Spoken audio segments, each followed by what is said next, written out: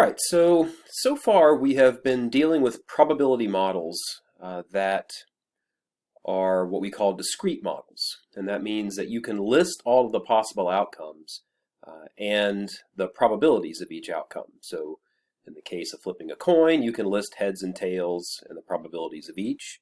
Or if you're rolling a die, you can list all of the possible rolls and the probabilities of getting those rolls. So in this section, we are thinking about situations where you can't list all of the things that can happen because there are infinitely many of them. And so the example in the notes is if you take a randomly selected person and measure their height, because you can measure height as precisely as you want, you can't really list all of the possible heights.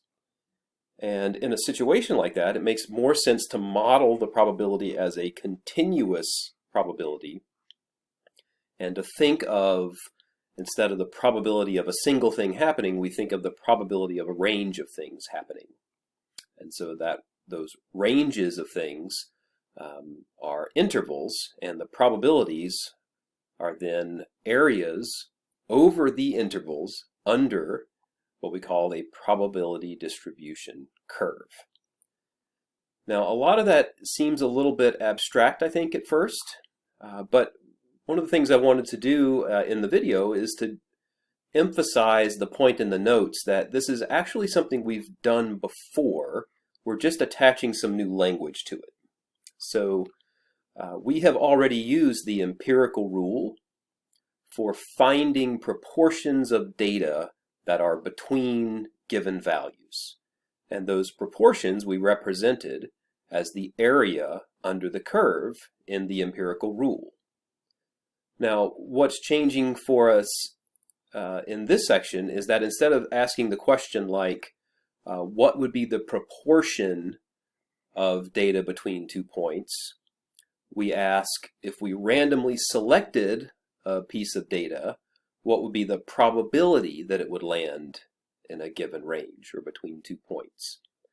So it's really just an adjustment of language and then getting used to finding probabilities, not by listing them and adding them together maybe, but instead by finding areas under probability distribution curves. Now the limitation of the empirical rule is that we have to have one of the special points, right? Plus or minus 1, 2, or 3 standard deviations above the mean in order to actually use the rule. So we're going to use StatCrunch now to expand the collection of problems we can do. So we will be able to use StatCrunch to find areas under a normal distribution.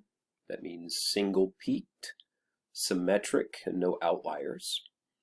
So if we have a normal distribution, we're going to use StatCrunch to find the appropriate probabilities, which we're now thinking of in the continuous case as areas under the curve. So let's start with the first example that StatCrunch is suitable for in the notes, and that's example 3, where we're given that IQs are normally distributed. All right, so that's going to be our shorthand now for symmetric, unimodal, no outliers. So they're normally distributed with mean 100 and standard deviation 15. Find the probability that a randomly selected person has an IQ in the range 80 to 120. So our interval is the interval 80 to 120. Now I've opened a blank copy of StatCrunch. I'm going to go to Stat, and then it's the very first thing, Calculators. There are lots of different kinds of probability distributions listed here. We'll eventually use a couple of them, but for now I just want to go down to the normal distribution calculator. So when that comes up, let me move it, we see that there's a place for us to enter the mean. So I'll overtype the 0 with a 100, the standard deviation, which is a 15, and we can select whether we're going to do a standard left area or an in-between area, which is what this problem calls for. So I click on between. I think it's useful to see the sort of special tick marks from the empirical rule. So I click on that button. So we have 100, and then plus or minus numbers of standard deviations above and below 100. And the area that we are interested in is between 80, so that's the lower bound of the interval, and 120, the upper bound of the interval. And then we click Compute. It shows us a picture of the appropriate area for the probability. It's the area under the curve over the interval 80 to 120. And that area is given here. So the probability of an IQ landing between 80 and 120 is about 82%, or a 0.82, or if you want more decimals, you've got plenty of them there. So that's our first example of using StatCrunch to calculate something that, if you'll notice, the empirical rule couldn't do, right? Because 80 and 120 are not one of the special points like 85 and 115 are. All right, next up, find the probability that a randomly selected IQ is less than 95. All right, so this is a one-sided area. So that's what the calculator considers a standard area. So I click on Standard, and the IQ score is 95, and I want the probability that a randomly selected person would have an IQ of no more than 95. So if I click Compute, it shows me the area corresponding to the probability, so everything to the left of 95. So our interval would actually be the interval from minus infinity to 95 in this case. So anything to the left of 95 satisfies the criterion, and the area under the curve to the left of 95 is shaded in red, and that probability is given to us as about 0.37 or 37%. So again, this is the same sort of thing we did before with the empirical rule. We can just be more precise, and it's more flexible this way. All right, what about example 5? Find the probability that a randomly selected IQ is greater than 135.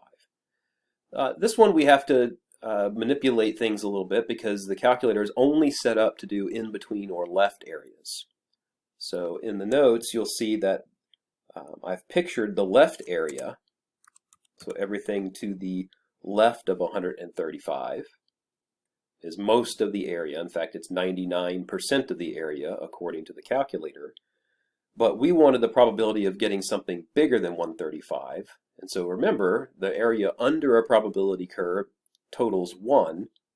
So if I have 0.99 area to the left of 135, I have 1 minus 0.99 area to the right of 135. So the answer to example 5 would be 0.01. Right, rounded to 2 decimal places. So the probability of a randomly selected IQ being bigger than 135 is about a 1% chance. Something else that's actually really useful about this calculator is that it can work backwards for you. In other words, you can tell it the area you want, and it'll find the cutoff that gives you that area. Example 6 is such a question. So if we are asked to find the IQ for the 90th percentile, that means we want the IQ for which 90% of IQs are below it. Or you might say it as, we want the cutoff so that a randomly selected IQ has a 90% chance of being smaller.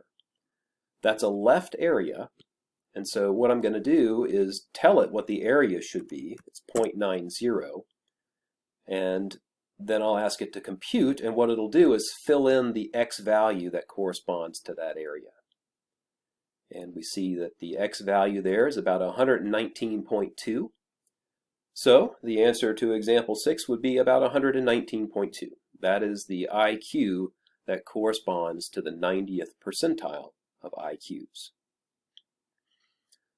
Now, while I have the calculator up, I did want to just show a couple of things as a way of comparing what the empirical rule says to this more precise tool. And so I'm going to find the probability of an IQ being between 85 and 115, which by the empirical rule should be about 68% or 0.68. So let me compute it now. And See, the empirical rule is pretty close. If you look at the answer, the actual area is about 0.682, right? So 68% is a really good estimation from the empirical rule. If I do 2 standard deviations above and below the mean, I would be looking at IQs between 70 and 130.